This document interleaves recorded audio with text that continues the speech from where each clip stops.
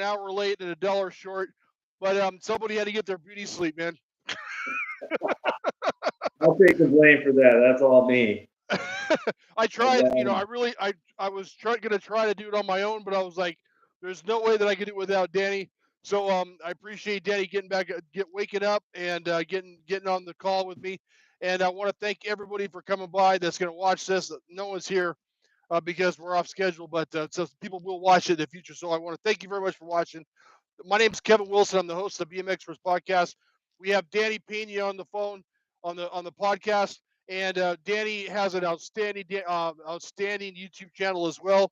And if you guys haven't checked his YouTube channel out, I definitely highly suggest that you do that, and we will link to his YouTube channel in the description. Danny, thank you very much for coming on and taking the time out of your busy night and your nap time to talk to me, buddy.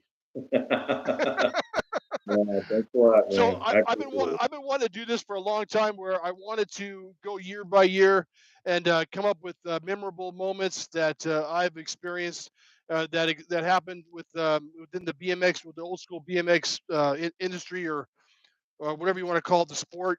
And Danny's been he's what do you say? He's been very, I'm drunk right now, dude. So I hit the bottle after we didn't do it so please forgive me, guys. I'm under the influence. But Danny's taking the time to help me out with this. So because when I wanted to do this, I said, look, whoever's going to do this with me is Danny's the best guy, because Danny reads all the magazines. He knows everything that goes on with the history of BMX. So I figured, who better to invite on to talk about BMX oh my gosh, I am drunk. Significant BMX moments in history. So thank you very much. So I chose 1983 as our first year that we're going to do this. After today, Danny might not want to do this again, but hopefully he will. But 1983 was a very pivotal year for me, and I'll start off just by saying this isn't one of my memorable moments, obviously, but I started racing in '83. Even though I had been on a BMX bike all of my life since the early '70s, I didn't get a chance to get to the BMX track until 1983, which was in Monrovia, California, and Azusa, California, on the same day. So, 1983, Danny, what do you have for us? What's your first, in no order of significance? What's your first occurrence in 1983 that comes to mind? All right, so 1983, when you picked that year, it didn't dawn on me until like 5 minutes ago why it's significant for me. I started racing, my best guess would be September '82, so it was the tail end of September. And I raced, failed a lot. And then it took me almost a full year to grab this. And so I still have it. So that's Fremont BMX. Look at the year. 1983. 1983. Yeah, it was second place. That's back. This is a local race. Look at the size of this trophy. That's a good one, man. Yeah, I mean, this was a local, and I still remember this night very, very clear. It was so my mom takes me to this race. My dad would go to them, but only every once in a while. My mom was the one that was taking me all the time, and I kept going and going. Couldn't make the main. Just never make it. I was getting close. They'd be taking like 1, 2, 2, and I'd always finish third, or could never get it. And we're talking about beginner main. Yeah, at the very beginning, because there's a transfer system that was for three tries to get in, and I couldn't transfer out. I'd get close, but never could do it. So when I got this in '83, that was the first night I ever made a main, and I made the main in the second round. I finished first. Never had ever finished first, and I was already pumped. I already felt like I accomplished something. I'm like, okay, I got first. I'm in the main. I'm this close to my goal, because my goal was to get one of these. That's all I wanted to do, was get a trophy. And so here's the funny thing, man. Now, when the gate dropped on the main event, I still remember this because I slid into third place. So now, and there was 8 of us. There was 2 racks of, I guess I was 12 years old at the time. So there was 2 racks, maybe 13. There was 2 racks of us, and I made it to the main. There's 8 of us. I'm sitting third. Now, in my mind, I'm like, you're in third. You got it. Don't fall. That's all I was thinking. Right? You're in third. You're going to get a trophy. Just don't fall. And I'm like in third. I'm just trucking along, following the guy in second. Here's the funny thing. There was a set of doubles. before the finish line. We go over the set of doubles, which I had to pump them because I couldn't jump them. And the guy who was significantly taller than me, he's like way up here. He just sat down and stopped pedaling. And I was trying so hard not to get past. I passed him and came in second. I didn't know I came in second. So like I went back to the car. My best friend Mike was there. He was a rest in peace, Mike, but he was there. My mom was there, and my mom's like, "Hey, you finished second." And I go, "No, no, I finished third." She goes, "No, you finished second." We were going back and forth. And I go, "Mom, I finished third. There's no way I could have passed that guy." And back then, they didn't give us the trophies like immediately at the finish line. We had to wait for all the races to be over. Then you go to the trailer, and then they start announcing the winners and handing out the trophies. And he said Danny Pena second, and I'm like, oh. I brought this thing home. You can see it's in perfect condition. I have like every trophy I've ever won, with the exception of maybe one or two that might have broken over the years. But I have That's all of them. awesome, man. That's awesome. Yeah, Awesome. yeah. When So I these went are. Go ahead. when I went in the Marine Corps, I think my mom threw away all my trophies. Terrible, terrible, mom. But so that's your first. So my, that's not very far away from me started racing in '83. I got my first trophy in '83. But that's a very cool thing. That's a very cool story. And so you were 12 in '83. Yeah, I didn't turn 13 until July. And I know, like, matter of fact, I just had my 54th birthday Friday. So like I hadn't turned 13 yet. So Well, I happy was, birthday, man. Well, I think I wish you happy birthday on Facebook. oh, you did? Yeah, I got that. Yeah, Thank you very much. yeah. I didn't Yeah, want to be left out. I want to make. I want to give you a little shout out, bro. hey, But I appreciate okay. it. So my first one, and I don't have my achievements or my memorable moments in any type of any type of order of importance. But the first thing that Yeah. comes to my mind was when Greg Hill left GT and went on and started GHP in '83 for me. Um, Hmm. you know, my brother got it. My brother got a GHP. My buddy Corey got a GHP in '83. And I remember when Matt Hayden showed up to the track in '83 in Azusa with this new GHP kit on, and I was like, "Wow, dude, that is sick as hell, man!" Yeah. And the funny part about it is I talked to him about it at Dirty Fest. He's like, "I don't remember that at all, dude." But it was important for the guys, for the local guys at Azusa, because everybody was giving Matt Hayden props when he showed up on the with the GHP kit on. So did we never talked. I mean, what's your thought on GHP? I mean, oh, well, you have a GHP. We've talked about this before. Yeah, I race a GHP now. When GHP first came out, I was heavily in the Skyway stuff still, so I wasn't Yeah. really.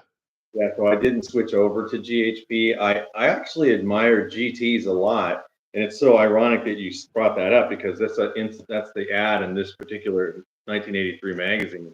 So we have Greg Hill here on the bottom, and this is when the Haro pants were introduced in That's all I '83. wrote, bro. That all horror, dude, all the way.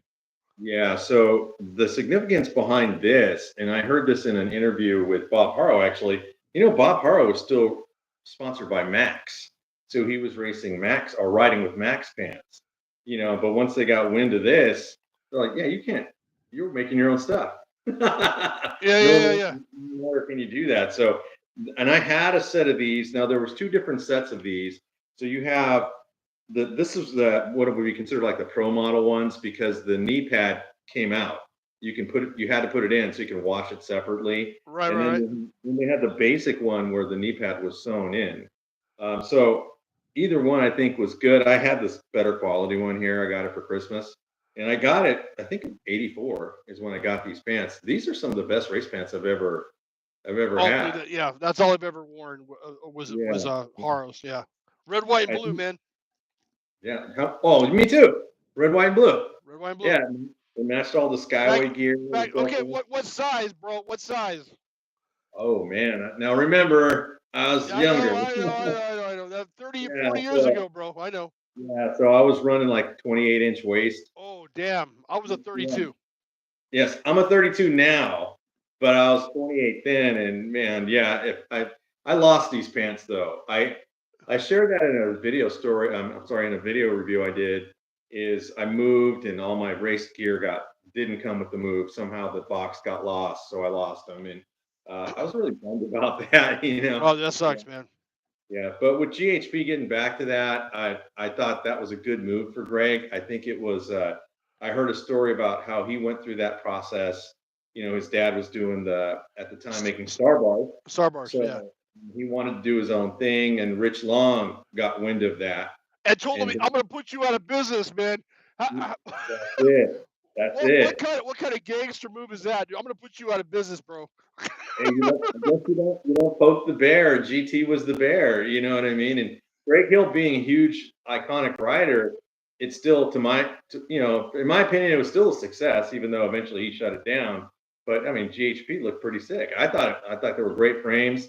The first time I saw one, I was at a trail in Hayward, and in fact, the guy's name was Ernest Boston. He was great. He used to race for Boss, and he was riding a GHP when I first met him. He was killing it on that. Yeah, my brother and my buddy Corey, they swore on GHP. They love GHP, so I can totally relate with that. Is it my turn or your turn? It's Go your for it. turn. You want me to go? Yeah. All So right. what's your next one? I'm going to use this magazine as a lot of dialogue to talk about, but let's go in Redline for a second. What did you think of the Redline Carrera? The C2 was too far back. Okay. What's your opinion on those V-line handlebars? I hate Redline V bars, dude. Okay. And now you got this iconic photo here with Stu and RL. I take So Stu. you take Stu. All right. Yeah. So what's your opinion on RL Osborne? I mean, he was in the magazines a lot during this era. Innovator, He's stud. He raced the horse. He was in Rad for a couple minutes. And yeah, dude, I totally have mad respect for R.L. Osborne. I was just watching an interview with R.L. Osborne. Did you know that he turned down Rad? He was offered Eddie Fiola's role in Rad, and he turned it down. And they said, "Well, if you don't want to do it, who do you want? Who do you think we should contact?" And he said, Yeah, "Contact Eddie Fiola." Did you know that? I did not know that. Yeah. So I I got didn't mad know that. respect for R.L. Osborne. The interview that I Was there? watched Did was he give any reason as to why he didn't want to pursue that role? yes, he did. He was on tour with Ron Wilkerson, and they were doing some sort of freestyle tour.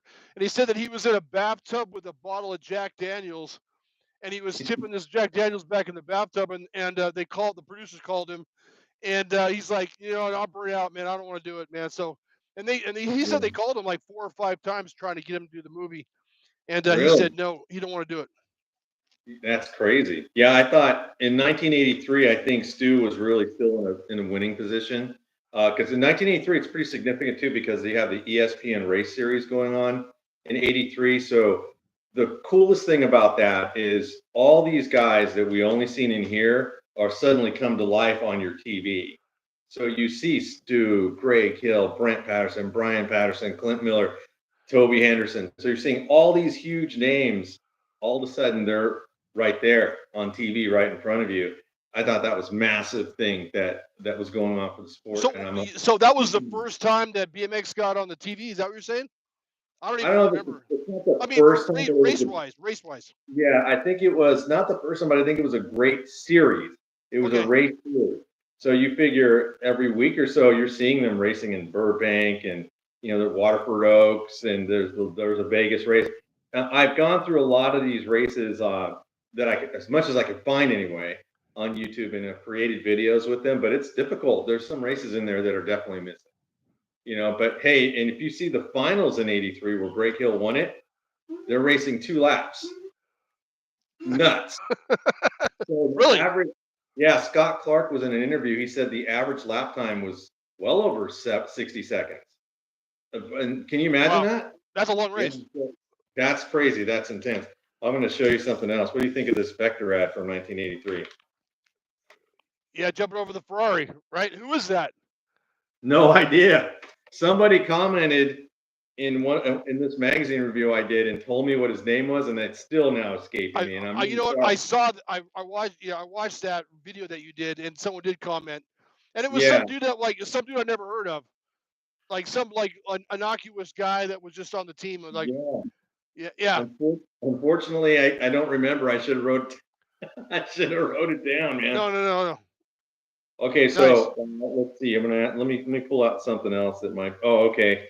So this is an ad. Did you ever wear OP wear? No, oh well, I wore OP shorts, absolutely, Okay.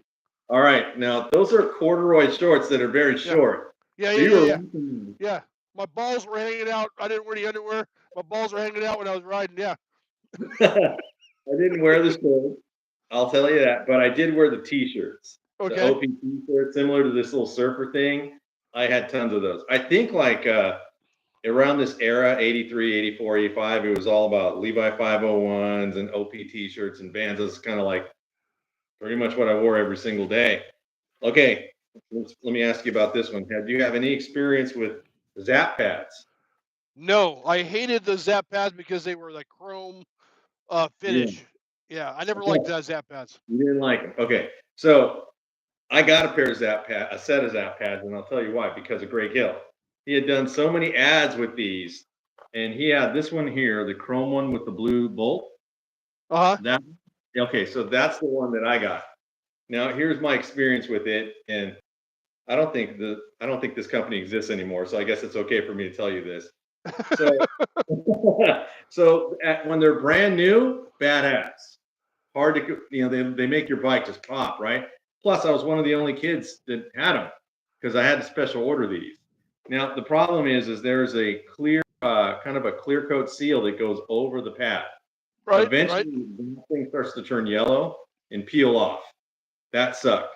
And the handlebar pad, it's not like your traditional flight pad or California Light where it's just round. It's kind of like a V shape. So when you put it on your handlebars, it doesn't quite fit right.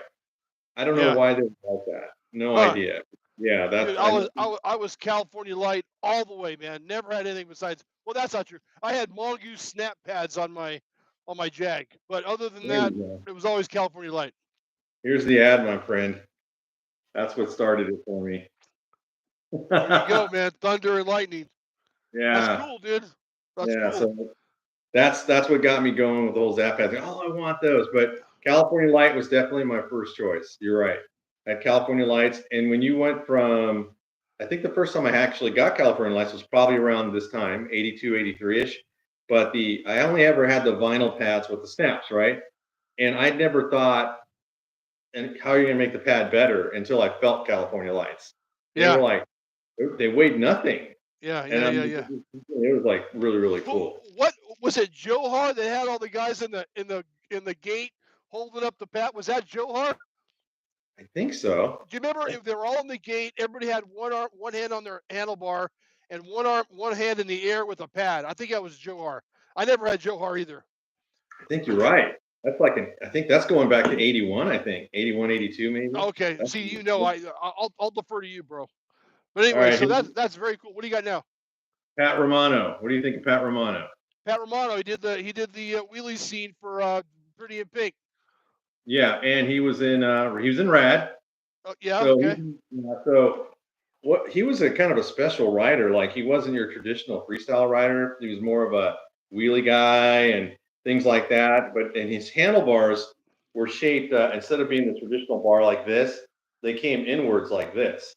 And that's how I guess his father was a professional trick rider, and that's Huh. what they do. If you look closely at the handlebars, look at the position of them. Okay. Yeah. Yeah. That's pretty crazy, yeah. I'm Whatever hogging up happened the to time. whatever happened to him? I never heard. I mean, I know that he did the wheelie scene. Well, I listened to an interview with it actually was Arnold Osborne, dude.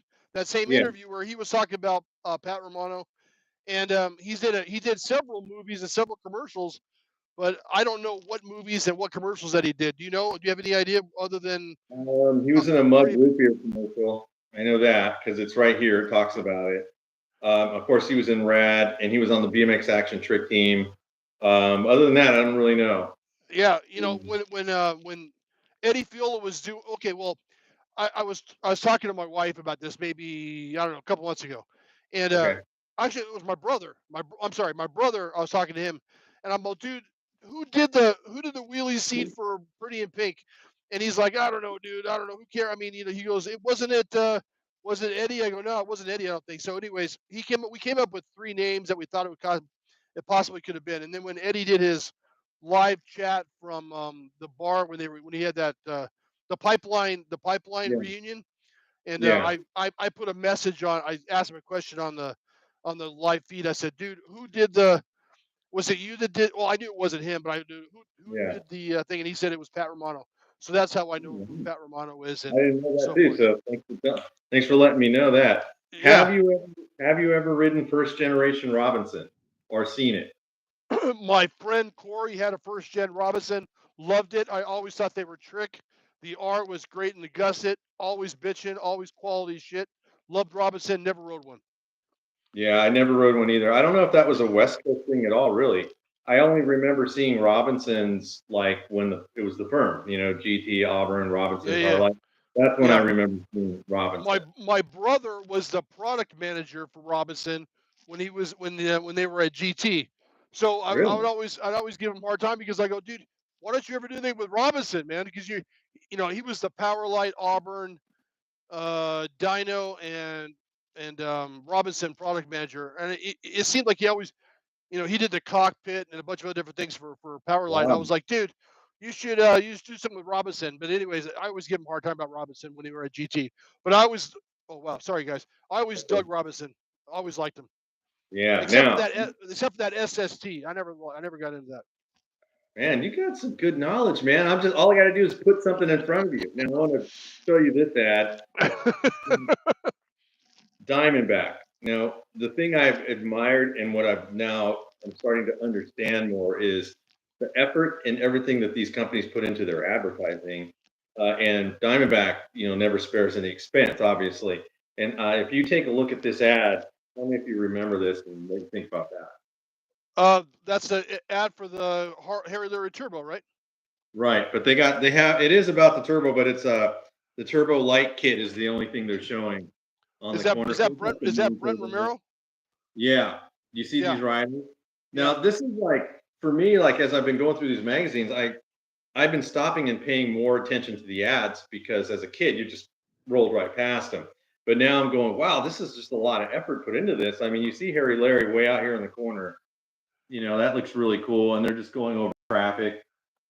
And so if I have to say who ran the best ads in this era, I'd probably give it to Diamondback. They ran yeah. some really, really good ads. I would say GT was up there, obviously, and then Mongoose ran great ads too. And during Yeah, that period of time, everybody rode a Diamondback. Everybody rode. I mean, they're like the Toyota Corolla of BMX bikes, dude. Everybody had man, a Diamondback. couldn't put that better. Yeah, they were everywhere. But it wasn't. No one had the Harry Leary Turbo. They had like the Viper and the Formula Three. One or whatever the case may be. But yeah, my whole thing was with Diamondback was the seat tube was too far back. It was like a chopper, and I Yeah. rode a Diamond. I actually, when my Mongoose got stolen, I rode a Diamondback with Boss stickers on it, and so I rode a Diamondback for about 2 weeks, and I was like, nah, I don't like this one. But my brother had, ironically, you bring the Diamondback up because one of my things for '83 was in '83 Diamondback releases the Harry Leary Turbo, Yeah, that bike is iconic. My cousin and James is the only one I've ever known that owned one. And yeah, he got when he got it, he raced it for a while, and then he kind of got too tall for it. So at one point, he loaned me the frame. I was kind of in between frames, and I used it for just a little while until he found somebody that wanted to buy it, and I had to give it back. I didn't have any problem with that bike. I thought it was really cool, but good, yeah, I will say it was one of the prettiest for full-on production bikes at the time. So if you're looking at a Diamondback Turbo, complete with that kind of like that Alcantara seat, competition two tires on it, chrome wheels, black nipples on the chrome wheels, and the cranks yeah, were the baddest part of the whole bike.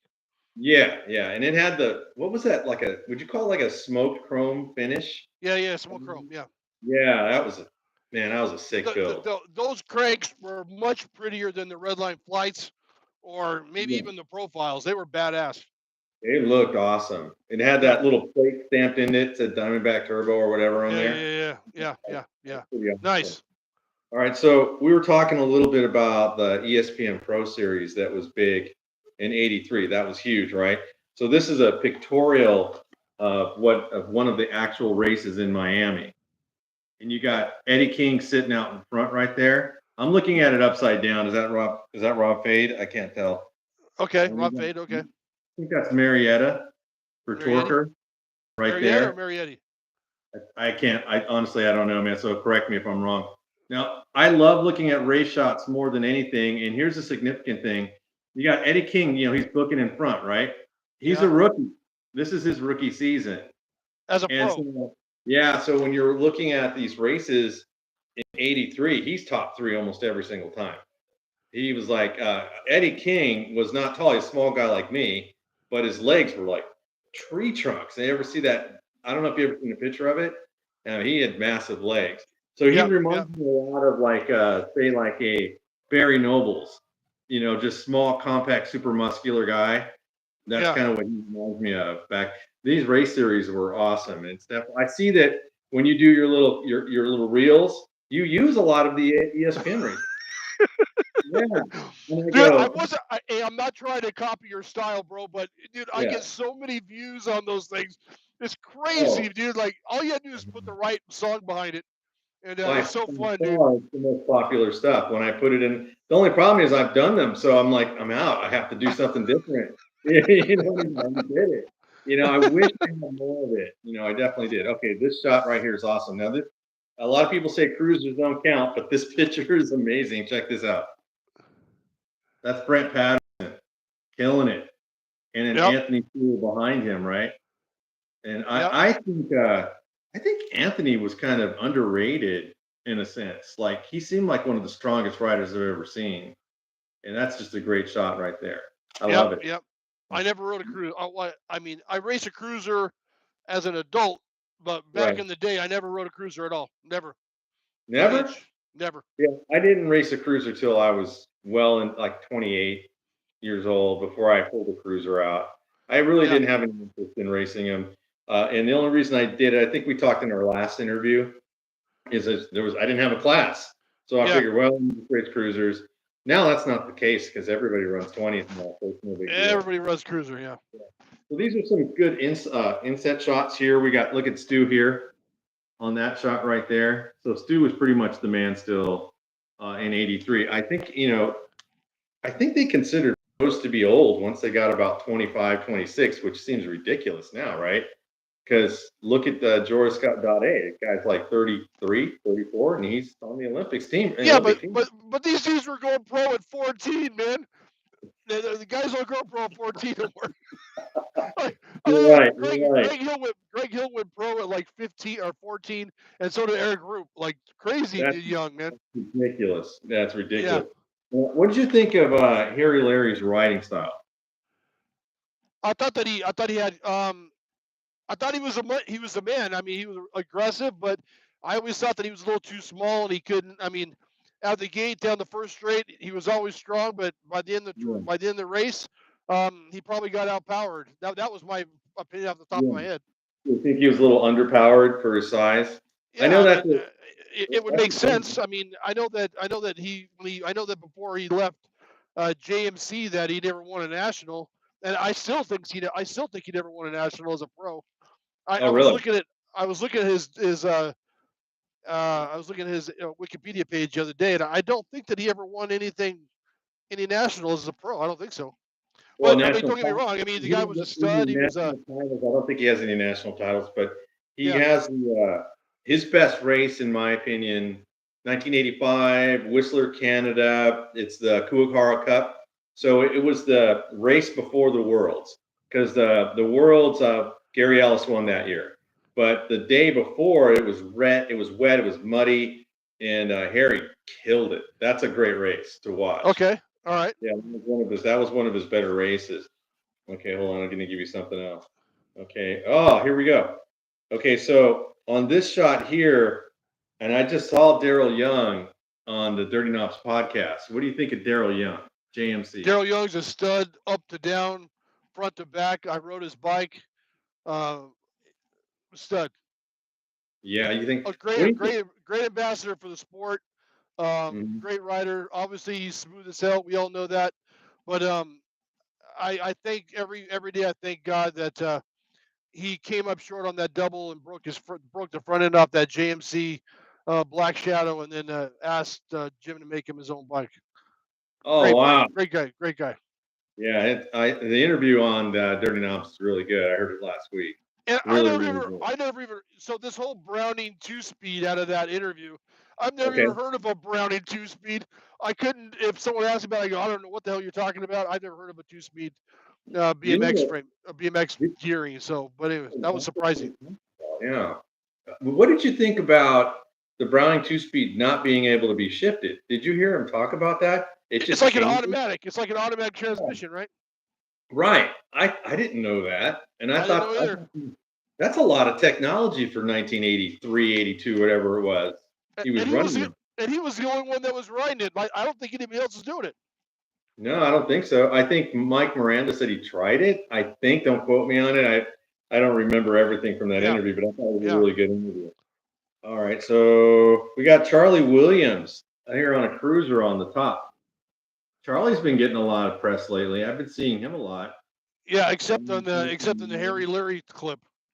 Yeah, I saw that, and I was like, I remember when I rewatched it because I heard all the rumors. I mean, I heard all the noise on Facebook, about that. I know Harry's an aggressive writer, and he was in the '80s, obviously, right?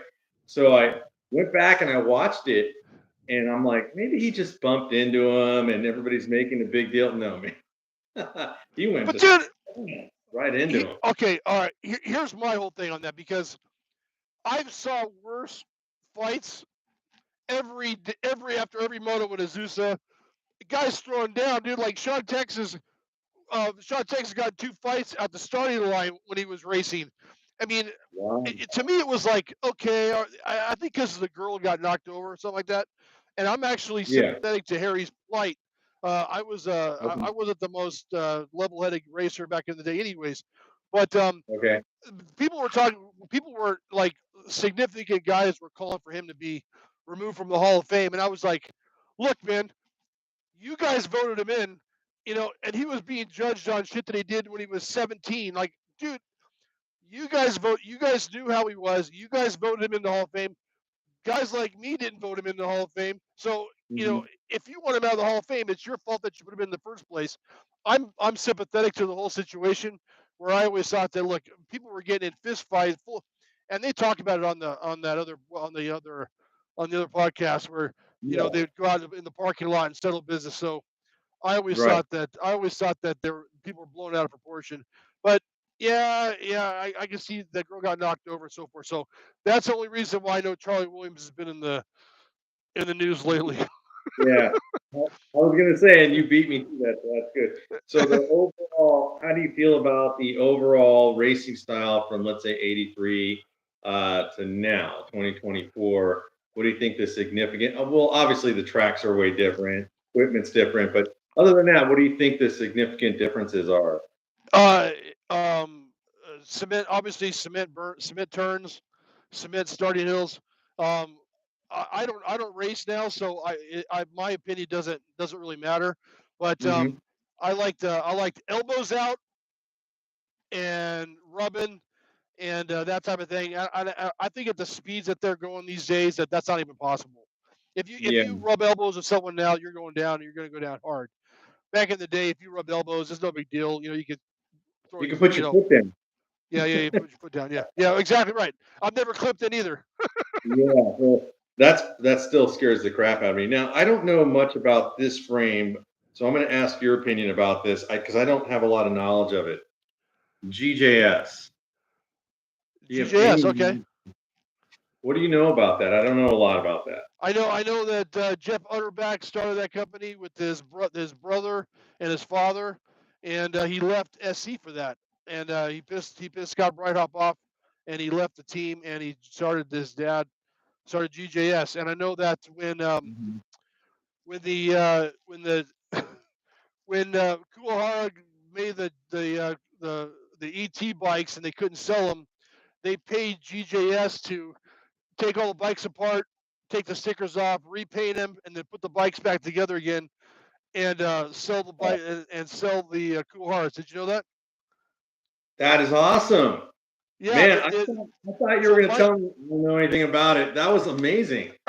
Yeah, thanks for Mike sharing Devitt, that. I didn't know. I watched an interview with Mike Devitt before he died, and Mike Devitt Oh, says that he tried to warn Kuwahara that look, you need to sell these ET bikes in the big box stores, and they're like, mhm. yeah, we want to sell them to independent bike shops, but the bike Right. shops didn't want the bikes.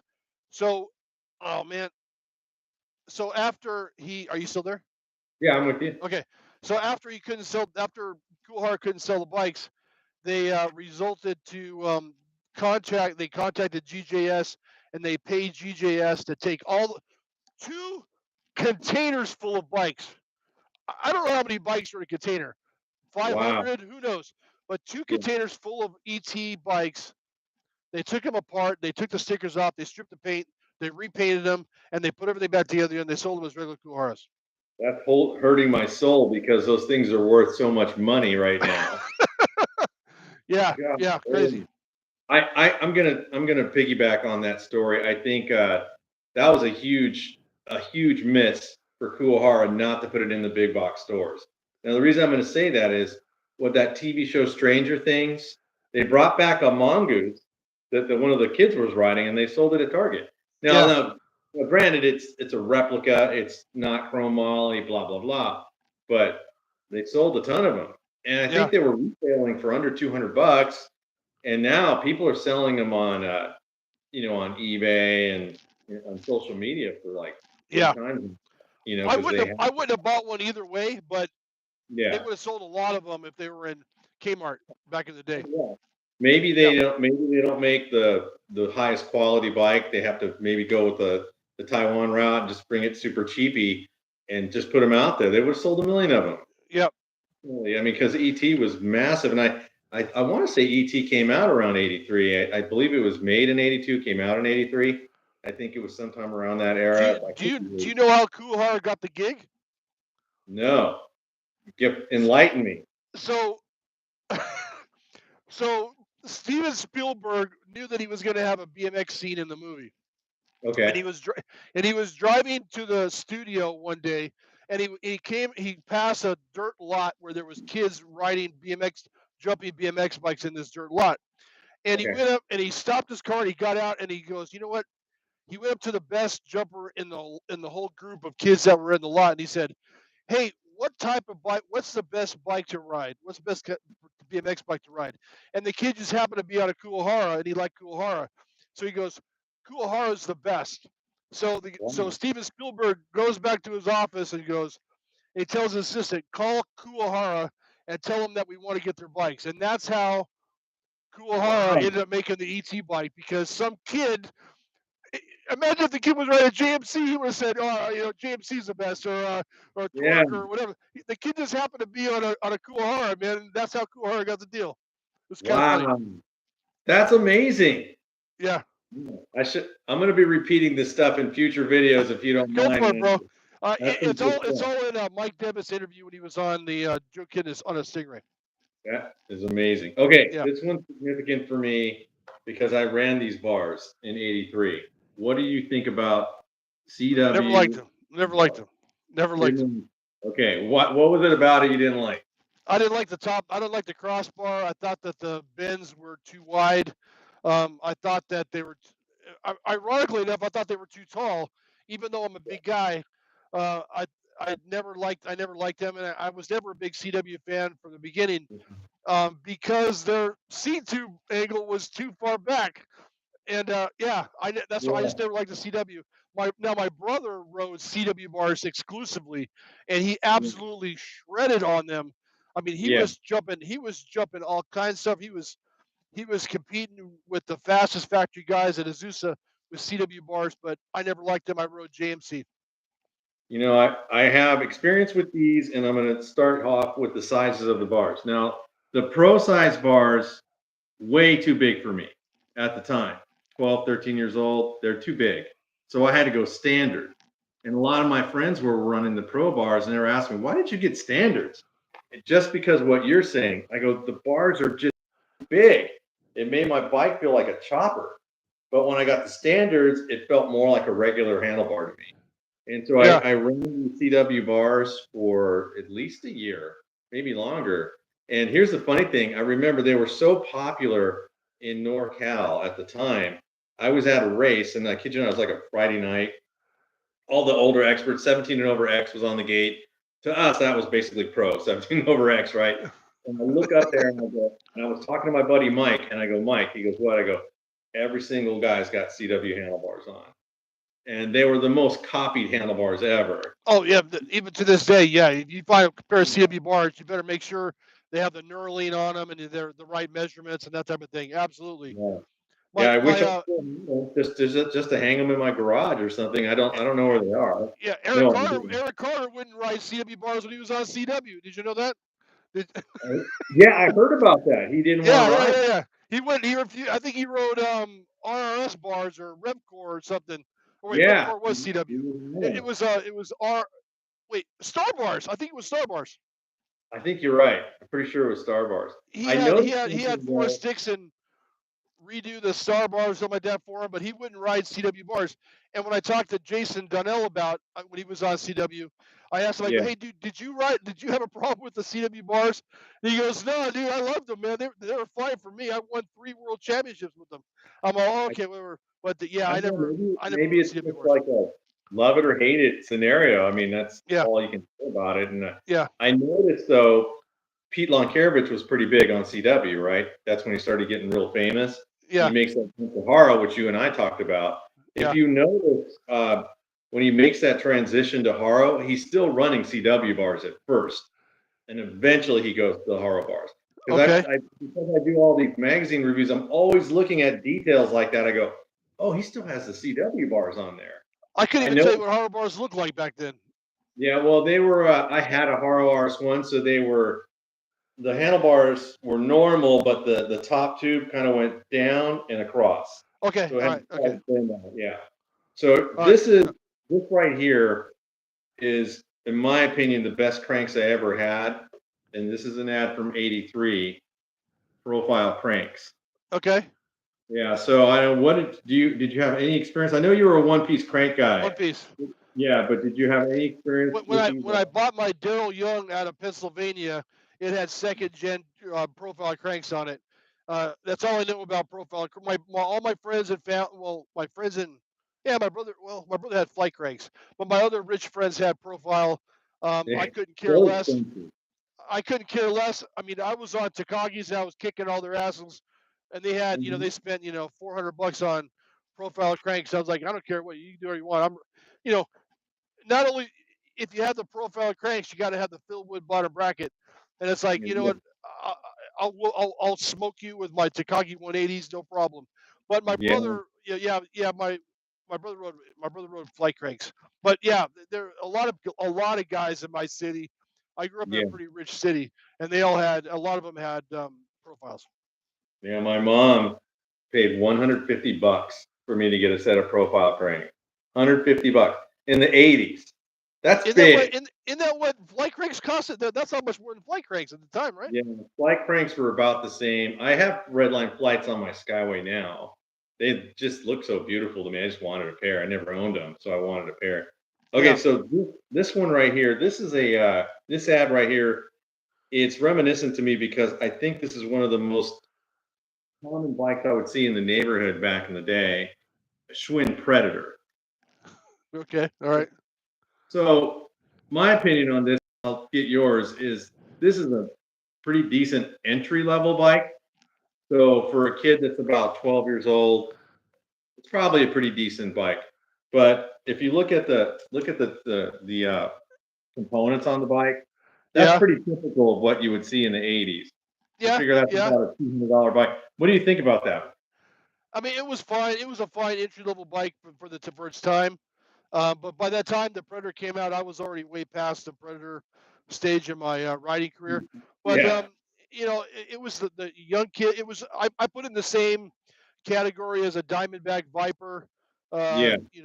What else? MT Fox, that type of thing. That I put it in the same category. Nothing wrong with it. I mean, it was good for what it was, but you were Yeah. upgrading within a year. Yeah. So if you're not a racer and you're a neighborhood kid, that's probably a Absolutely, perfect one. Yeah. absolutely. Once Yeah, yeah, yeah, beyond that, though, once you get to expert class, it's a wrap. You're gonna have to do something. yeah, Okay, so this is pretty cool. Now I want to get your honest opinion on these grips. Are you ready? yeah. Oakley B1 B1B. B1B's best grip ever made. You love those? Love them. That's Love them. now. Remember we were talking about the quality of the ads with Diamondback. Look how Oakley got down. Yep, yep. Bitching. That's a badass ad. Yeah, I mean that if this will make somebody want to get these grips. You know what I mean? I love that ad. Did you And ever have those grips? I did have a set. I Did had you a did you replace the sleeves ever, or you just got new grips? by the time I got to the point where the sleeve was worn out, the end cap was blown out. Yeah, yeah, yeah, So yeah, it yeah, was just a yeah, wrap, yeah. and I went back to Amy's again. But Yeah, when they were new, I was like, "Oh, these look sick," and I loved them, dude, right? But they were sticky as hell. And yeah, when you were in the gate and I used to wear cloth cotton gloves with the little black dots on the hand, and you dig them into the grips. You're like, "Ugh, yeah, yeah, dude. They were like it was like having glue on your hands. Great grips. I loved them. that's a great grip. All right, so okay, this is probably one of the most iconic bikes ever, and this is 1983. This is a production level bike, uh, Hutch Pro Star. This thing out of the box, it's like the Ferrari of BMX bikes. You know what I mean? I Well, didn't have a Hutch. Never experienced racing a Hutch, riding a Hutch. Had you any experience at all with those? no, we were not in a Hutch. I mean, obviously Hutch was a quality brand back. It was was that the first complete they came out with? I thought it was in '82 where they came out with the complete. Was that Uh, this would not been the first, but this was okay? definitely. I'll show you a better shot of the bike. This is the top of the line race bike at the time. Okay, So you can see the Hutch cranks, Hutch pedals. are those All that. Aerospeed cranks? Yeah, yeah. This Oh is like man, dude, this is the top of the heap. that's Now, crazy. Yeah, with I a think the price on this was, oh my gosh, now I'm gonna have to dig, but I want to say it was about $800. yeah, Six, yeah. yeah, I mean, that's a lot. Never rode a 1982. Hutch. Never rode a Hutch. Never. I Yeah, don't know I about nothing never about them. really admired them. I thought they were nice. I just never owned one. This Yeah, is a great, another example of why Bob Osborne is probably best photographer ever, that BMX wise. Toby. That's Toby Henderson. Yeah, yeah. I mean, the effort that they put into these pictures is amazing. And One of my again, I think yeah, that's when you one of my asked me favorite before. riders of all time is Toby Henderson. Yep. Oh, no way. And Yeah. hey, what do you think of Toby's success out now, his racing career? Oh, He's it's got box. awesome, dude. He has Race Incorporated, Cook Brothers, BMX Action. Oh wait, I heard that he's not there anymore. Is that true? I have no idea. And It's in like box components, they're like some of the best components you can get. So he, I heard a rumor. I'm not gonna tell me I'm not gonna say who told me this, but I heard a rumor that Toby may not be involved now. For everybody out there, I don't know anything. I'm just some dude talking shit on a podcast. But I right. heard that Toby isn't involved or not to the extent that he was, but the ABC American Bicycle Company, whatever the Yeah. conglomerate that owns, yeah, dude. I mean, Box, right? So it's Box, Cook Brothers, Hmm. who Race Incorporated, and who else? We always talked about it, and Uh, BMX Action. exactly. Right. Yeah, but Toby was always there was three riders that I always really dug because they had their own tricks. It was Toby Henderson doing the Henderson, uh, Harry Leary doing the Leary, and then it was Trash Can Morgan Hmm. doing the Morgan.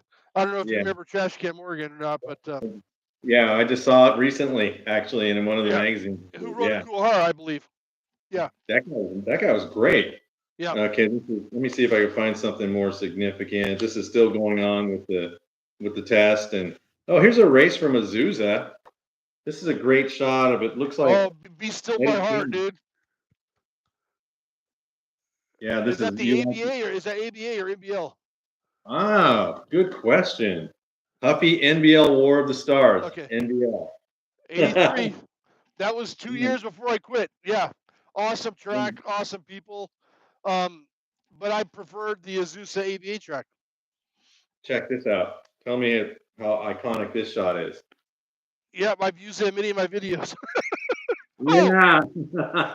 I've used it in many as a thumbnail for a couple of my videos. Yeah, Great picture. I love it. Patterson Brothers. Yep.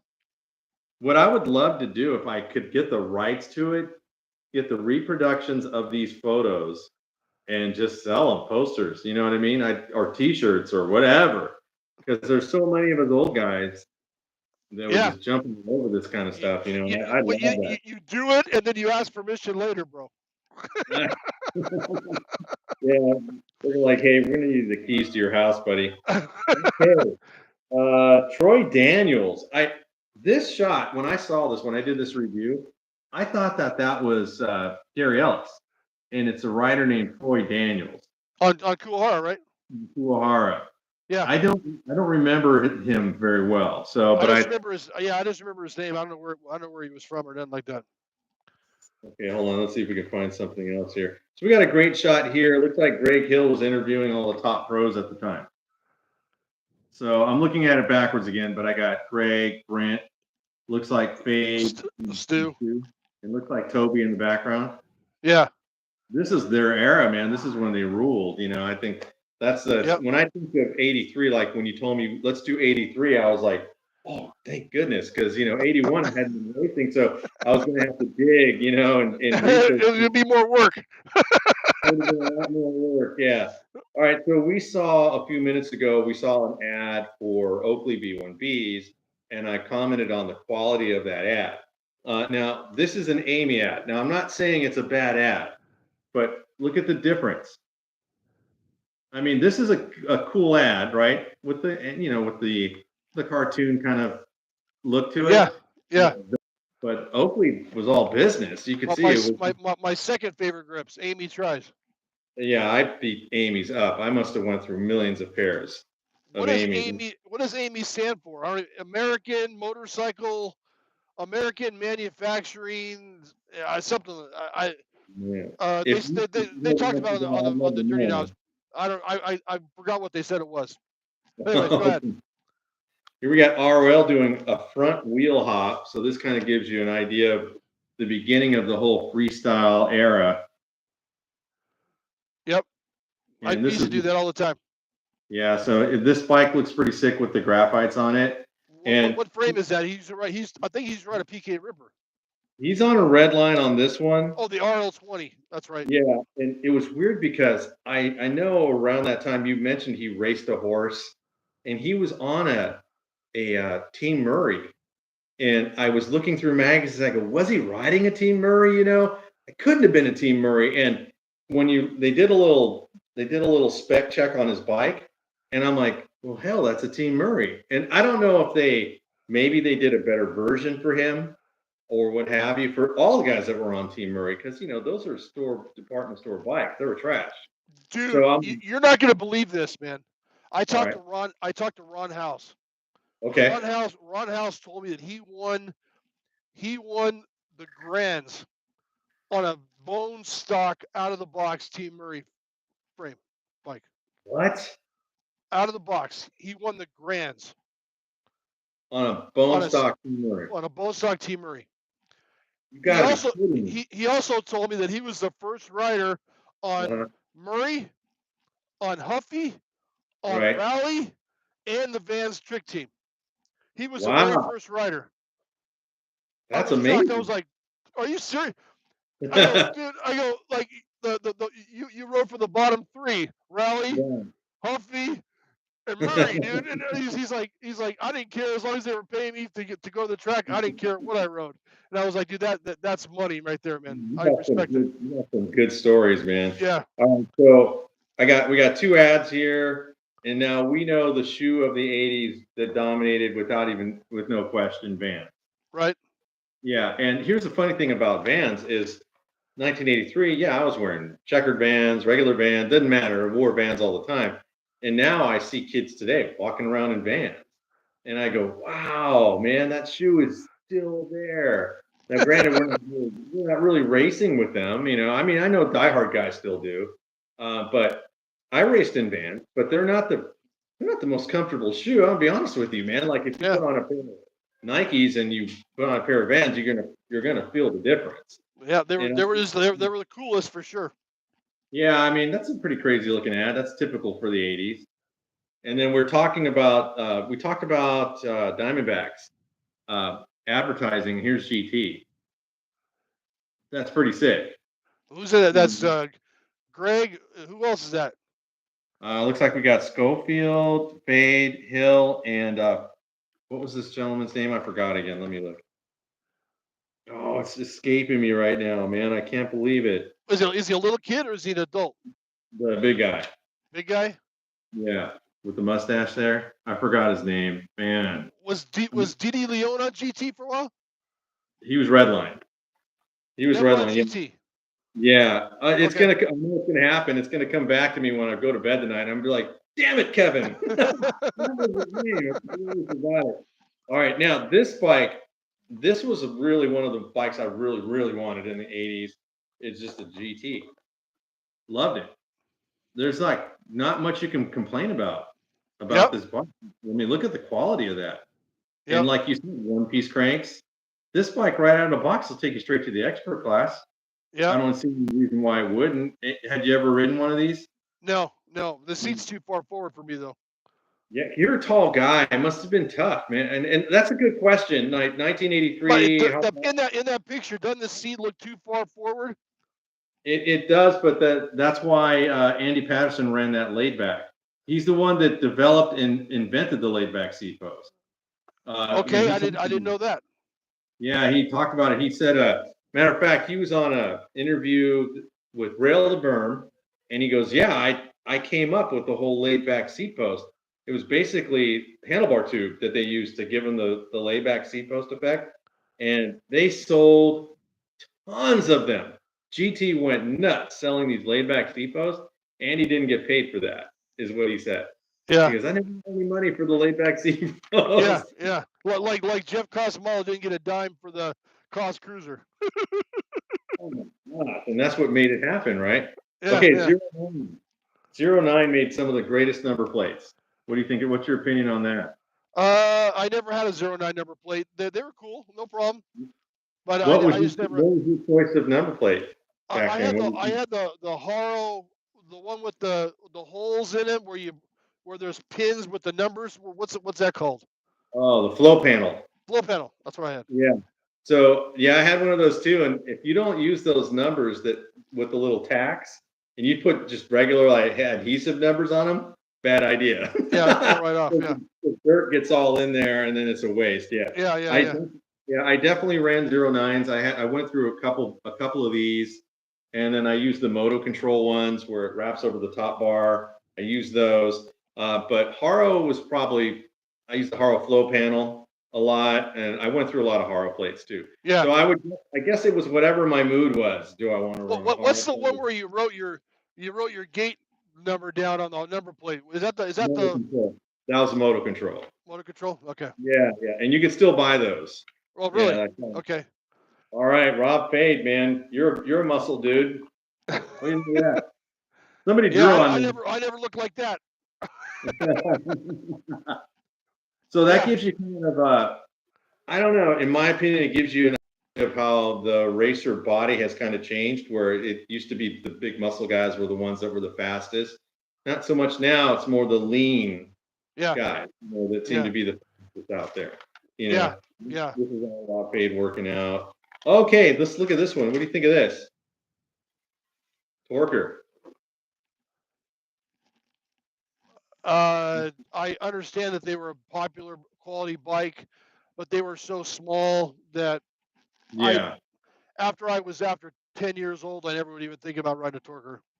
They got the Y- reproduction ones out right now that are 21-inch top tube Yeah, with modern geometry and the European bottom bracket. So yeah, if you're really into chromoly bikes and you just like that look, you don't yeah. sacrifice much because So it's a regular Torker was way too small, and then the Mhm. Eddie King Torker was like Right, stretched out and like all weird. It was like it wasn't a nice looking frame for me. I right, for those Torker guys out there, I love Torkers. I've yeah. purchased many Torkers. I've made a lot of money on buying old Torkers, but I just think that they were way too small for me. They were for like a 10-year-old or Eddie King when he was 10 years old. Not even when he was I not. like Yeah, getting someone else's feedback on this stuff that I usually talk to myself about. So this is kind of cool. All right, man. MT Racing, you brought it up earlier. What do you think of that? MT Fox. That's Yep, a pretty nice looking bike, wouldn't you yep, think? yeah. I've Nothing wrong with always seen MT. it. Yeah. Do you know what MT stands for? Enlighten me, I don't know. Ming Tian. It's the Really? that's the Taiwanese version for MT. And the only reason I know that was because my brother told me, and my brother works with a lot of the bicycle companies in Taiwan, and Yeah. I think MT is still in business today, but Wow. they just don't make BMX bikes anymore. It stands for Ming Tian, and they when I rode for Main Bikes, the owner Hmm. brought MT in for a while, and they sold a lot of them. Yeah, MT Fox, good stuff. Nice. Man, you got a lot of knowledge, my friend. All right. Billy Griggs. Billy Griggs, CW. Yep. Great shot. Great shot. Now, if you look closely here, you can see he's got kind of like a polo shirt collar coming out here. Yes.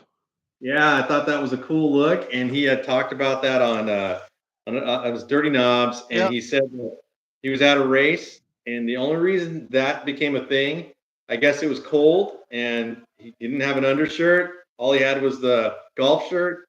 Put it on underneath, put the jersey on, pop the collar out. Yeah. Some And it became a thing. Everybody copied him. You know, the only other rider I seen do this was Anthony Sewell. I think he did it. I want to say Brian Patterson might have did it. You know, but that's I don't I think I did this once or twice just because I saw it in a magazine. I'm like, oh, I'm gonna try that. You Yeah. know, No. but No. No. That became a thing. Yeah. Definitely cool. all right, this is a great topic, and I know I'm taking a lot of your time. We'll wrap up, but this is the flight pad. Now, the reason I like this ad is not so much because of the brand, but the checkers, 1983. I don't know in your area, but in Yeah, California, man, checkers is that's checkered like my past, bro. yeah, yeah, checkers No. is huge, man. That joke. Well, I got that joke from my brother. He always says that joke. Um. I think I might have had checkered pads at one point. I definitely had the checkered Vans. But after you become an intermediate, um, I went to California Lights, and that was what I rode for the remainder of Yeah, my time on a bike.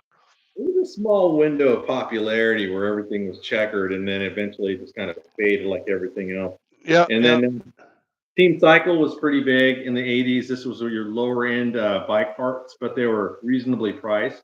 uh huh, You could pick up Team Cycle things like, man, at auto parts stores. They had them there was like a store called Gemco that was a lot yeah, like Target today, and they had all the Team Cycle stuff. So you can go on the back where the sporting goods store stuff was, and you can virtually see all of these parts. So yeah. I'm not gonna bag on them and tell them that they were horrible parts because they were okay. They were decent, but they were much more affordable. They probably sold a crap load of parts, dude. Yep. Yeah, yeah. I want to. I'm not. I want to say that might have been Mike Devitt. Maybe. I think I heard him talk about Team Cycle in one of his interviews. But anyway, Mike Makaha. Did you ever have a Makaha skateboard when you were a kid? No, That no, was never Mike. That really was got Mike into Devitt. Mike skateboarding. Devitt did skateboards before he did SC, and Oh, really? yeah, before he partnered with Scott, and he was the Makaha guy. And I was like, oh no way! I had several Makaha skateboards. Anyways, what do you got Wow. there? Go. What do you got going there? Oh, this one? Yeah. This is Now this is awesome because this is the Mongoose Pro class. This is what Crew Jones rode. All right, Yeah. Mongoose Yeah. Pro Yeah. class. Yeah. Yeah. Yeah. I think the most significant thing about this bicycle is not, well, two things. One, it was in rad, okay, but the rims, those pierced wheels, you Did you see ever that? have them? Never had them, but I always thought they looked super trick. My brother and I and all of my friends, we all had we went from Z rims to pro Mhm. class, and what we used to do was when the rim strip wore out, we just used two regular rubber rim strips to replace it. And we Yeah. used to at school when on our breaks for on our lunch breaks, we used to take pins that you take stuff up you pin stuff up on the bulletin board, Yeah. and we used to go and we used to punch holes in each other's tubes through the holes on the pro class wheels, and everybody Oh, used to come out. We come out from school and all of us would have flat tires because we all punctured each other's tires or tubes. It that's was kind of funny, that's but great. I dug pro class wheels. They were good. What'd you think of JT Racing products? Always like JT, no problem, dude. Except for I think, those visors. Those yeah, visors I are think ugly. but the race pants, amazing, right? They And were I good. never, I never wore them. I wore Haro. yeah, I never wore them either, but I admired them. I thought they were really nice looking race pants. Do you You know, know I what do. do you know where they got the you know where you got the name JT from? What's that? I don't know the guy's name that started JT Racing, but I Yeah, here's what I do know that he started importing socks for motorcycle socks from yeah. TJ, and he just Oh, switched the name. He just switched the initials from TJ to JT, and that's how really? JT Racing got the name. Yeah, Man, you got some good solid facts, man. yeah. I don't remember the guy's name. If I was a real stud, I would know the guy's name. He's Yeah. been mentioned several times on the Dirty Knobs, but Mhm. yeah, JT came from TJ. Awesome. Okay, man, this is we're getting towards the end, but this is right after you, right here. One piece cranks. Tune. Those Sun were the cranks. hollow ones, right? They were hollow one piece. Yeah, and that I think that's Mike Buffin the doing the shot. I think I heard it was. I can't guarantee. I can't. Well, Yeah. don't quote me. That's a great shot, though. Yep. And Never rode them. Never could afford them. I never even saw them in a bike shop. yeah, I mean, My local bike shop I never know had the them. one piece crank as long as anybody else. I mean, it was like they were affordable, and everybody you can get your hands on them, and they worked. So I ran them. Were they Okay, so affordable? I don't know. regular one piece cranks. I don't know Oh about yeah, Sun. yeah. Not the tune. Yeah, Okay. but now these pedals right here these are, and I've mentioned this in a few of my own videos, but I don't know if you can see it, but the Sun Tour Bear Traps, Yeah. those were my favorite pedals Really? back in that era. Yeah, because I couldn't quite get my hands on Hutch pedals because convincing my mom to buy me $80 pedals probably wasn't going to happen. But I can get $35 Sun Tours, and Dude, those were really cool Shimano pedals. DX, bro. Where you been, man? I All use day those long. too. All I day use long, those too. Shimano DX. It's right underneath it, Shimano DX. Yeah, yeah. Yeah, so I mean, those were great pedals too, I and they're never rode still. no Hutch, no Reedy, no. I didn't change my croupy cages. None of that bullshit. Straight Yeah, Shimano DX pedals, man. those are great pedals. Yeah. Man, we'll wrap up with this one, and we started with this one, and Kuwahara. Great Yep. ad. Yep. That Great could have been ad. one of the ones they got repainted. Oh, Man. that's chrome. That's chrome. Never mind. No, it looks black. Take a It's look. black. Okay. Yeah, All right. Okay. that's awesome. That's awesome. Man, that's all I got, Kev, man. I hope that was Dude, that was even better than I thought it was going to be. All I want to just mention one thing. In '83, my BMX hero actually ended up retiring, and he had his own bicycle company. Do you have any idea who I'm going to mention? Clinton? No, David Clinton? it was a Scott Breithaupt. He retired from racing in 1983. I drank the Kool-Aid. I loved SC for many Um, years, uh, and he ended up retiring in '83. And I want to do a special podcast about SC racing where I could talk about all the stuff. I'm not a historian by any means. right. I never even heard of a BD frame. I mean, the Yeah. BD4, I think it is. It was a precursor to the JU6, but Yeah. until recently. But we had PK rippers, quad angles, flowables, Yeah. and we loved it. So my final thought on '83 is when Scott Breithaupt retires from racing to focus on SE Racing, the Great company, thought. Great and thought. with I think the anniversary of his death was this month. Actually, I think so. Yeah, and that's a quite and there's fitting. and I don't I've had a story in the back of my brain for several years now that I've never talked about, but and Yeah. out of respect for Scott, but there was a guy that I went to school with, was a very, Mhm. very, very talented racer, very talented jumper, but never got he got on the wrong track, and he never became anything other than a local legend in our city. Okay. Let's just say that he told me a story about when he was down and out, and he was in a tent with a gentleman in Ontario, and they were talking about bicycles. And this Yeah. gentleman that he was talking to said, "Yeah, have you ever heard of SE Racing?" I think he said, "Yeah, SE Racing at the time."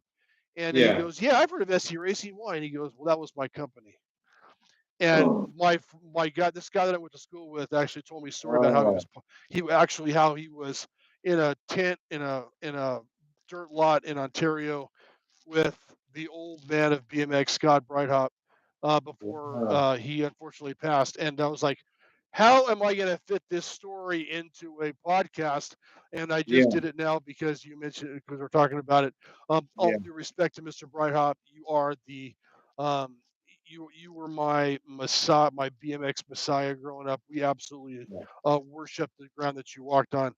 So with that, Danny, thank you so much, dude. This has been more. This has Yeah. surpassed my expectations, and I hope that we could do this again next week. And Anytime. next Yeah. week, next week you can pick the year, and we'll talk about it. And for everybody that's joined us today, I want to thank you so much for joining us. And Danny has an awesome, awesome YouTube channel where he does exactly what he's doing now, but he doesn't show his face, right? You keep your face out of it. Pretty much my face is not in there yet. If In he the doesn't intro.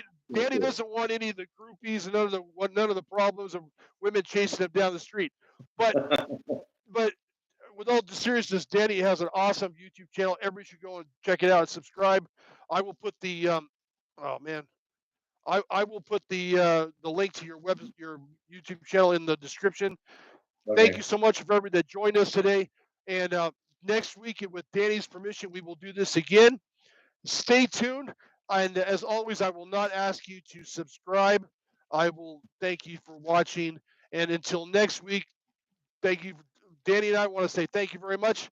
And until next week, the track is closed. Brother, it's been a pleasure. Thank you. See you later, my And man. and better late than never, bro. All right, I overslept. I won't do that next week. All right, bro. Peace out, man. Thank you. See you later, Bye. buddy.